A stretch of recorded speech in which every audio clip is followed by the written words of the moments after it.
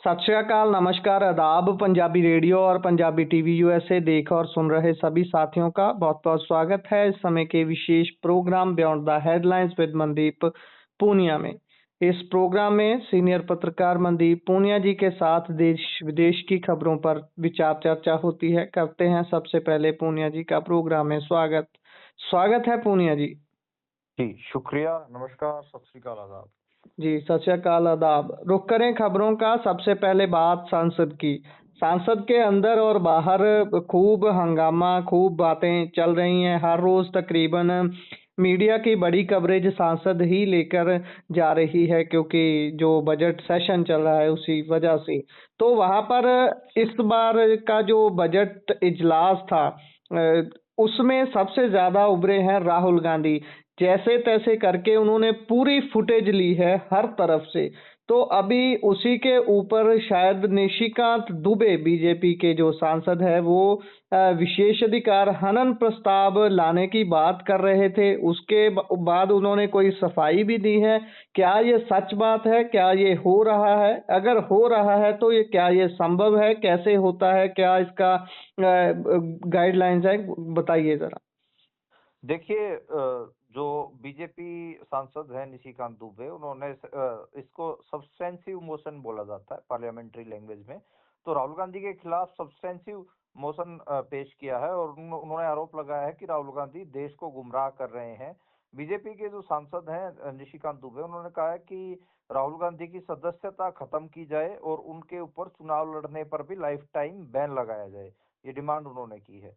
हालांकि अब बात ये आ रहा है कि जो लोकसभा की जो चेयर है, उन्होंने किसी भी किस्म का विशेषाधिकार हनन नोटिस नहीं एक्सेप्ट किया है और उनके खिलाफ कोई भी अभी जो मोशन है वो एक्सेप्ट नहीं किया है। अब एक आपको मैं बताऊं तो एक वीडियो पोस्ट किया है जो संसदीय कार्य मंत्री हैं, यानी कि जो पार्लियामेंट चलती है उसके जो वर्किंग मिनिस्टर हैं, उन्होंने आरोप लगाया है कि 4 फरवरी को लोकसभा स्पीकर के चैम्बर के अंदर जो अपोजिशन पार्टियों के जो सांसद थे, उन्होंने प्रियंका गांधी की मौजूदगी में गालियां दी। अब बात यह है कि प्रियंका गांधी और का जो नैरेटिव है वो ये है कि उन्होंने कोई गालियां नहीं दी है।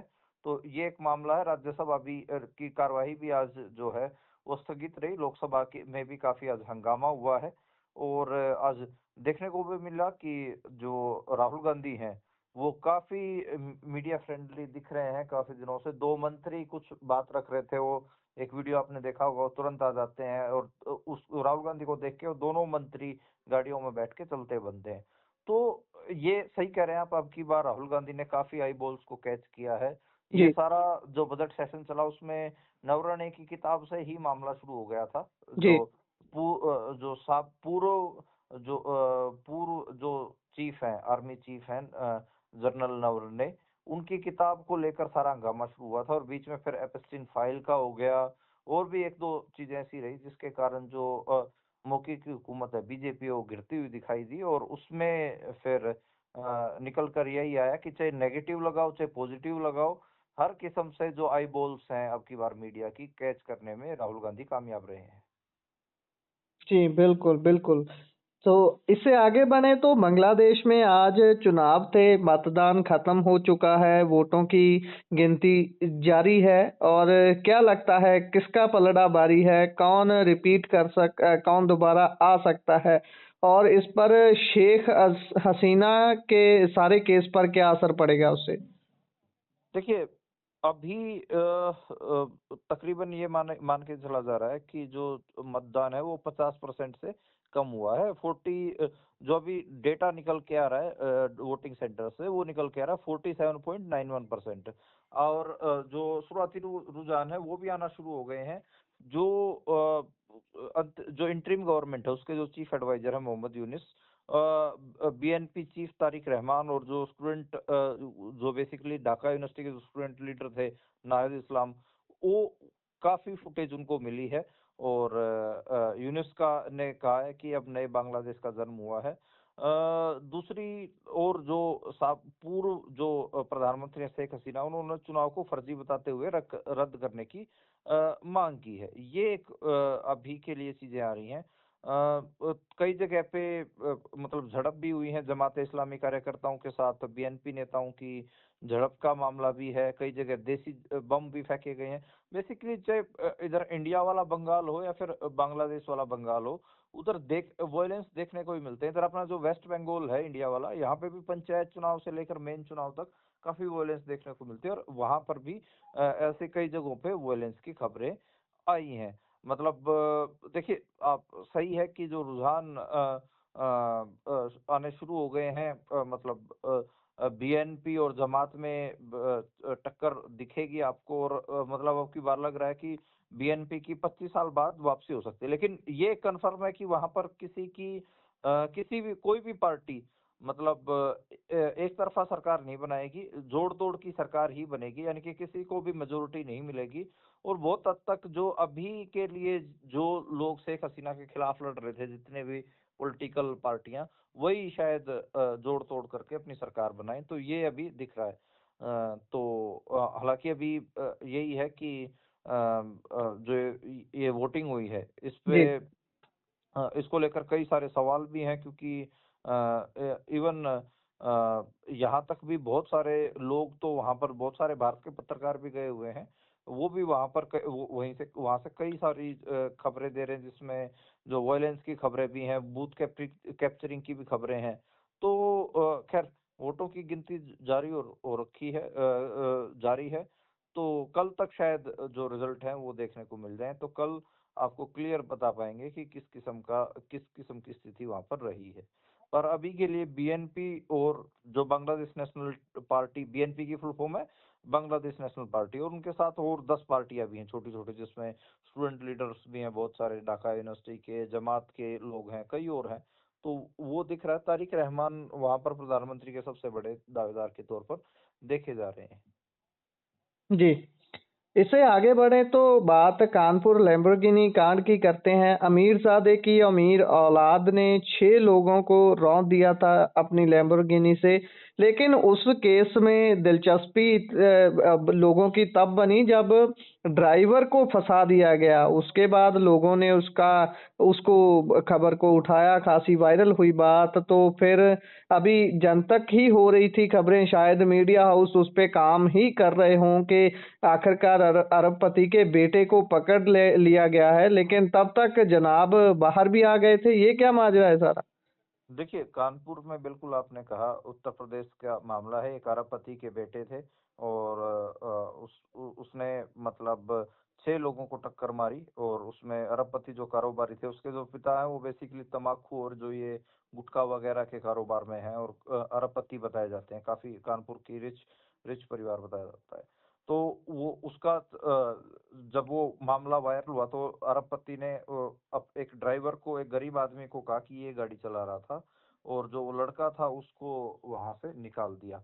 लेकिन 4 दिन बाद पुलिस के ऊपर जब दबाव पड़ा, तो 4 दिन के बाद उस लड़के को गिरफ्तार किया गया, और आज उसकी जमानत भी हो गई है। 20,000 के बॉन्ड के ऊपर पुलिस ने छोड़ दिया। पता नहीं कि जो क्या चीजें हुई हैं, क्या नहीं हुई है, लेकिन जिस किस्म के जो विजुअल वायरल होते हैं, उसमें तो साफ दिख रहा था कि वो लड़का ड्राइवर सीट पर था, लेकिन थियरी बनाई गई और ड्राइवर सीट से ही उस लड़के को निकाला गया था। जो फुटेज है वो 8 फरवरी की, जिस दिन हादसा हुआ था, उस दिन साफ दिख रहा है कि ड्राइविंग सीट से शिवम मिश्रा को निकाला गया था, और उस टाइम पे कार में कोई मौजूद नहीं था। लेकिन कारोबारी ने, जो अरबपति बाप था, उसने एक ड्राइवर लाके खड़ा कर दिया, बोला कि गाड़ी ये चला रहा था, और शिवम था वो उस वक्त सो रहा था। जैसे ही एक्सीडेंट हुआ, तो वो पीछे से लुढ़क कर आगे की सीट पर आ गया और ड्राइवर भाग गया। ऐसी एक थियरी बनाई गई। खैर, अभी तो यही है कि जो कारोबारी है, तम्बाकू कारोबारी के मिश्रा, लग रहा है कि उसने अपने बेटे को बचा लिया है, क्योंकि काफी अगर कहें तो इसके ऊपर हंगामा भी चला है, लेकिन फिर भी इसके बावजूद कहीं ना कहीं जमानत उस लड़के की हो गई है, शिवम मिश्रा की। जी। आगे बढ़े तो 114 नए रफेल खरीदने का प्रस्ताव मंजूर हुआ है। कहाँ से खरीदने हैं, कैसे खरीदने हैं, कितने के पड़ेंगे? देखिए, जो भारत की जो डिफेंस काउंसिल है, और डिफेंस एक्विजिशन काउंसिल, उसने फ्रांस से 114 राफेल जो फाइटर जेट हैं वो खरीदने की जो प्रस्ताव की मंजूरी दी है, और जो डील है तकरीबन 3.25 लाख करोड़ रुपए की बताई जा रही है। 3.25 लाख करोड़ की जो डील होगी। इसमें अभी यही है कि कैबिनेट कमेटी ऑन सिक्योरिटी के पास ये भेजी जाएगी, और वहीं से अंतिम जो है फैसला होगा। और 17 से 20 फरवरी के 3 दिनों के दौरे पर जो फ्रांस के राष्ट्रपति हैं इमैनुअल मैक्रों, वो भारत आएंगे, और ये माना जा रहा है कि उनके भारत दौरे पर ही इस डील को फाइनल मिल सकता है और मंजूरी मिल सकती है। और इसके ऊपर राजनाथ सिंह की जो कमेटी है वो लगातार कॉम्बैट मिसाइलों और airship based high altitude pseudo satellites के प्रपोजल की मंजूरी पर भी बात कर रही है। तो इन सारे सौदों को मिला देंगे तो ये 3,60,000 3.60 लाख करोड़ के बन जाएंगे। तो अभी यही है कि इस बार जो डिफेंस बजट है वो भी काफी बढ़ाया गया है। उसमें भी 7.8 लाख करोड़ रुपए आवंटित किए गए हैं, जो पिछले जो अगर हम बात करें तो टोटल जो बजट है उसका तकरीबन 14.5 बल्कि 15% के आसपास है, और पिछले साल की तुलना में 24% इस बार जो डिफेंस बजट है वो ज्यादा रखा गया है। तो उसमें दिखता है कि कई सारी जो आधुनिकीकरण है वो करती हुई दिख रही है भारत, और भारत कई सारी चीजें लेगा। इसमें स्काल्प मिसाइलें हो गए, मेटेओर मिसाइल हो गई, लेजर गाइडेड बम हो गए, नॉन गाइडेड क्लासिक बम हो गए, हैमर जीपीएस बम हो गए। तो ये कई सारी चीजें इस बार भारत अपने डिफेंस डील्स में ऐसे सौदे करते हुए दिखाई देगा। जी। आगे बढ़े तो बात इजराइल पर लग रहे आरोप की करते हैं। इजराइल ने बताया जा रहा है कि गाजा में प्रतिबंधित जो वैक्यूम बॉम्ब हैं वो गिराए थे। ये कैसे बाहर आई है जानकारी, और इससे नुकसान क्या हुआ है गाजा में? देखिए, लगातार इजराइल ने गाजा में जो किया है उसको लेकर बहुत सारी इन्वेस्टिगेशंस जारी हैं। अलग अलग लोग इसमें इन्वेस्टिगेट कर रहे हैं। The rest of the story की एक रिपोर्ट है, उसमें उन्होंने कहा है कि एक ऐसा जो बॉम्ब जिसको वैक्यूम बॉम्ब कहा जाता है वो छोड़ा गया था, जो बादल की तरह हवा में फैलता है, और उसके बाद फिर वो आग पकड़ लेता है, और आग के जो गोले होते हैं वो आसपास सारी जो ऑक्सीजन है, हवा है, उसको खींच लेते हैं, और एक तरीके का जीरो वैक्यूम पैदा कर देते हैं। और इसके कारण जो टेम्परेचर जो होता है, ये जो धमाके होते हैं इन आग आग के और बादल के गोलों के, तो वो 3500 डिग्री सेल्सियस तक जो टेम्परेचर वो पहुंचा देते हैं। और इन बमों में एल्यूमिनियम और मैग्नीशियम जैसे तत्व होते हैं जो कुछ ही सेकंड में शरीर को जला देते हैं और एकदम वैसे पिघला देते हैं। अब 3500 डिग्री टेम्परेचर होने का के कारण आप लगाइए कि वो तो फिर बॉडी इवेपोरेट ही हो जाती है एक हिसाब से। तो इसमें जो गजा की सिविल डिफेंस टीम है उन्होंने भी तकरीबन 2900 ऐसे फलस्तीनी नागरिकों के रिकॉर्ड दर्ज किए हैं जिनके बारे में ये कहा गया कि उनको दफनाने के लिए उनका कोई हिस्सा ही नहीं बचा था, और अभी भी 3500 से ज्यादा लोग लापता हैं। तो ये काफी वैक्यूम बम के को लेकर काफी बात हो रही है, और ये हालांकि पूरी दुनिया भर में इसके ऊपर बैन लगा हुआ है, और अभी अगर ये इस्तेमाल किया गया है तो ये बहुत खतरनाक है। जो गजा में बात करें तो 90% जो इमारतें हैं गजा के अंदर खंडर हो चुकी हैं, और आप बहुत सारे भयानक विजुअल्स देखते भी हैं। बहुत सारे अच्छे वर्ल्ड दुनिया भर के फोटोग्राफर्स वहां से बहुत अजीब अजीब किस्म की फोटोएं भेज भी रहे हैं। तो MK-84 हैमर की बात है, BLU-109 बंकर बस्टर की बात है, GBU-39, ये बहुत सारी ऐसी चीजें हैं जो अगर कहें तो इजराइल ने इस्तेमाल की हैं। तो खैर अभी तो गजा में जो कुछ भी हुआ है उसको लेकर बहुत सारी इन्वेस्टिगेशंस आपको अगले 2-4 साल में दिखेंगी। बहुत सारी डॉक्यूमेंट्रीज भी आएंगी जो दिखाएंगे कि असल में इजराइल ने गजा में किस किस्म की जो अगर कहें कि त्रासदी फैलाई है। जी, जी। इससे आगे बढ़ें तो बात करें हरदीप पुरी की। हरदीप पुरी बोल रहे हैं कि राहुल गांधी ने खुद को मूर्ख साबित किया है। वैसे कल भी हरदीप पुरी ने एप्स्टीन फाइल्स को लेकर कहा था कि मैंने एप्स्टीन के साथ 3-4 बार मुलाकात की है, लेकिन काम के सिलसिले से।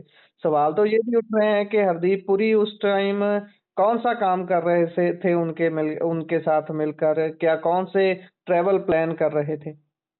देखिए लगातार राहुल गांधी एप्स्टीन फाइल के ऊपर कह रहे हैं कि अमेरिका के साथ जो ट्रेड डील हुई है उसमें जो नरेंद्र मोदी ने सरेंडर किया है वो इस एप्स्टीन फाइल की वजह से किया है, और उसको बिल्कुल वो कह रहे हैं कि आपने देश को देश के जो फाइनेंशियल हित थे उनको ताक पे रखा है। हरदीप पुरी का नाम लगातार उछाला जा रहा है। इवन राहुल गांधी ने भी उनका नाम लिया। उन्होंने कहा कि जो नरेंद्र मोदी के जो का जो चीजें थी वो हरदीप पुरी ने किया, और हम हरदीप पुरी जो मिले हैं उसको लेकर काफ़ी चीज़ें हैं। और आज हालाँकि हरदीप पुरी ने जिस हिसाब से आज जो स्टेटमेंट देखो, कल जो स्टेटमेंट दी वो ठीक थी। आज उन्होंने जिस किस्म की स्टेटमेंट दी है वो काफ़ी प्रॉब्लमैटिक है। और मतलब आज उन्होंने एकदम से बिल्कुल अपन बोलचाल की भाषा में, आम बोलचाल की भाषा में कह दिया, नहीं, नहीं कुछ होता तो कुछ शोर डालना चाहिए था, ऐसा तो कुछ हुआ भी नहीं। तो उन्होंने बड़ा ऐसे जैसे एक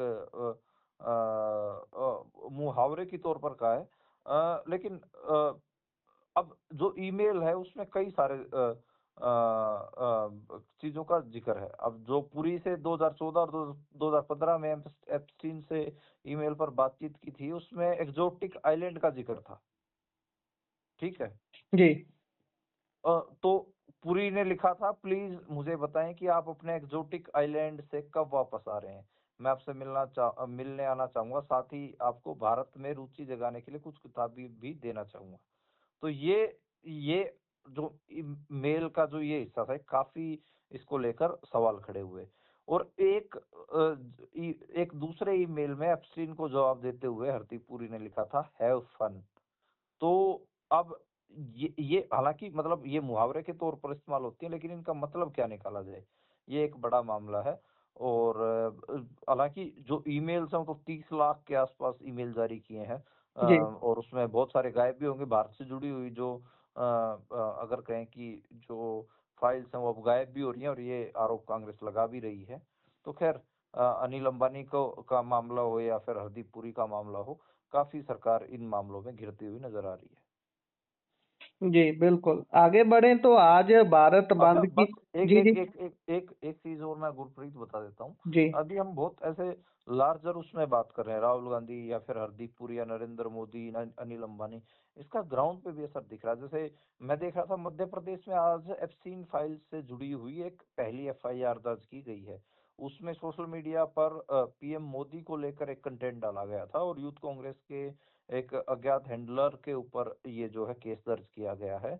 और उसमें 9 फरवरी को ये शिकायत दी गई बीजेपी के ही एक व्यक्ति द्वारा। और उसमें सरकार ने, वहाँ मध्य प्रदेश की पुलिस ने मुकदमा दर्ज किया। अब इसमें क्या है, इसमें पीएम इज कॉम्प्रोमाइज, और उसमें नरेंद्र मोदी की, अडानी की और एक एक दो लोगों की फोटो लगा रखी हैं। कई कई जगह पे नवरत्न की किताबों की जिक्र है। उनके ऊपर अब अगर बात करें तो एफआईआर शुरू हो गई है।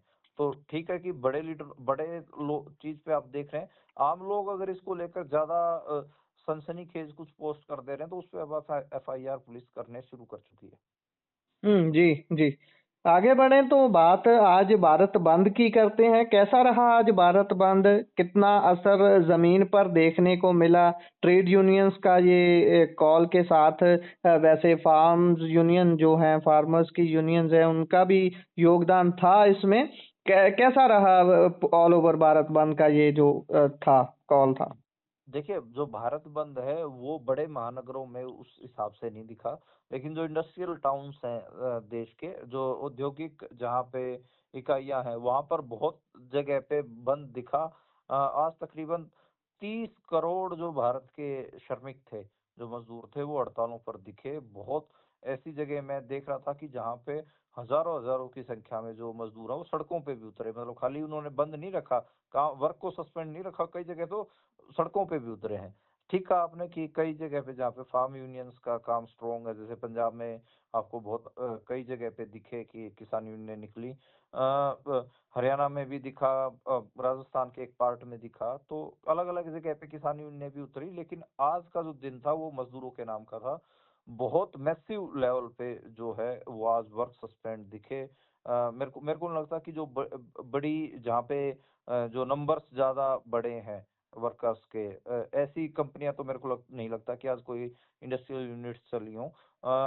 तो क्योंकि जो बड़ी यूनिट्स होती हैं वहां पर श्रमिकों की, मजदूरों की यूनियनें भी होती हैं, तो उसके कारण वहां पर वो चेतना भी होती है। जो ये भारत बंद था, ये 4 नए लेबर कोड लेकर आई थी सरकार, उसके खिलाफ था। बिजली विधेयक 2025 के खिलाफ था। जो सीड विधेयक था, बीज विधेयक, उसके खिलाफ था। वीवी ग्राम जी, जो जी राम जी करके जो 2025 में लेके आया गया, उसके खिलाफ था। पुरानी पेंशन बहाली के लिए था। और भी ऐसी कई मतलब मजदूरों के न्यूनतम वेतन को लागू करने वाली और भी कई ऐसी डिमांड थी जिनको लेकर आज ये आंदोलन था। और नो डाउट एक जो इशू था वो इंडिया यूएस ट्रेड डील, उसके खिलाफ भी ये जो भारत बंद बुलाया गया था। तो काफी मिले जुला आप कह सकते हैं इसका असर दिखा। कई जगह पे बहुत ज्यादा असर दिखा और कई जगह पे कम, मतलब उस हिसाब से असर दिखा। जी। आगे बढ़े तो बात जन गण मन से पहले के बाद सॉरी वंदे मातरम को गाने की, वंदे मातरम की जो बात आई थी बीते कल भी आपने इस पर बात की थी। अभी उसको लेकर अल्पसंख्यक समुदाय है जो उन्होंने रोष जाहिर करना शुरू कर दिया है। देखिए ये बाद में नहीं, पहले जनगण मन से पहले गाया जाएगा वंदे मातरम। जी। ये खबर है और इसका विरोध अल्पसंख्यक समुदाय के लोगों ने शुरू कर दिया है। जनगण मन से पहले राष्ट्रगीत का गाया जाना, ये एक, इसमें देखिए मामला क्या है। पहले 1937 में जब आजादी का आंदोलन चल रहा था, उस समय भी ये इशू उठा था।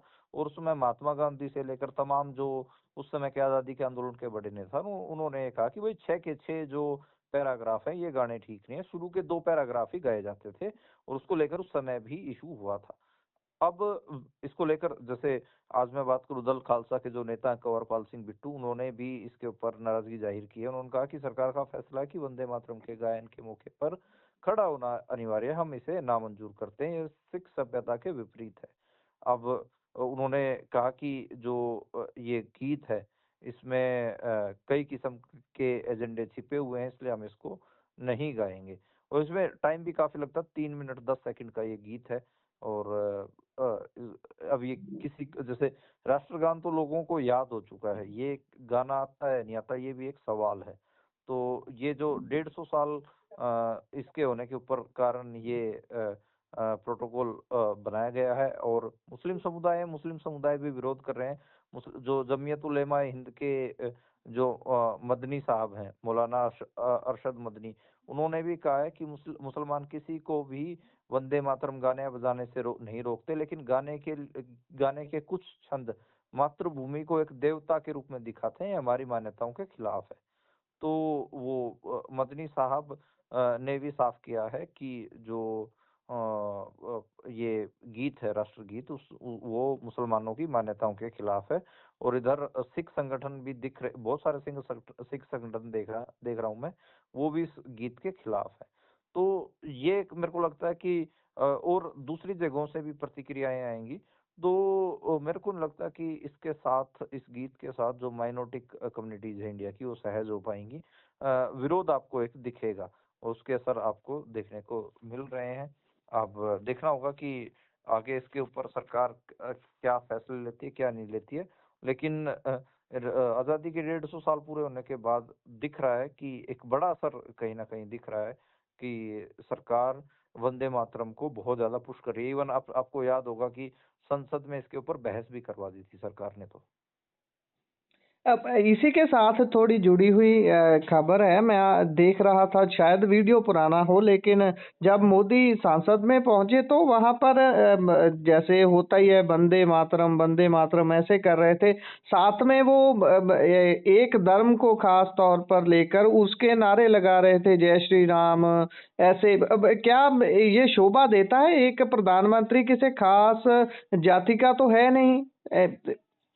देखिए मैं कई बार ये बात रख चुका हूँ कि जो इस किस्म की सिंबॉलिक चीजें हैं, जिससे आप अपनी देशभक्ति जाहिर करते हैं, कई बार आप अपने धर्म से प्रेम जाहिर करते हैं, तो उसका जो लक्ष्य है, अगर वो किसी दूसरे समुदाय को खिजाना होता है, तो फिर वो ना, उसका जो मकसद होता है आप अपने जो धर्म के प्रति प्रेम जाहिर करने का, वो नहीं पूरा हो पाता। मान लीजिए कि मेरा ईश्वर के प्रति प्रेम है और उसके लिए मैं कोई गीत गाऊँ या फिर कोई नारे का उच्चारण करूँ, ठीक है, कोई दिक्कत नहीं है। लेकिन अगर मैं किसी धार्मिक नारे का उच्चारण किसी दूसरे समुदाय को खिजाने के लिए करूँ, तो वो मुझे हमेशा प्रॉब्लमैटिक लगता है।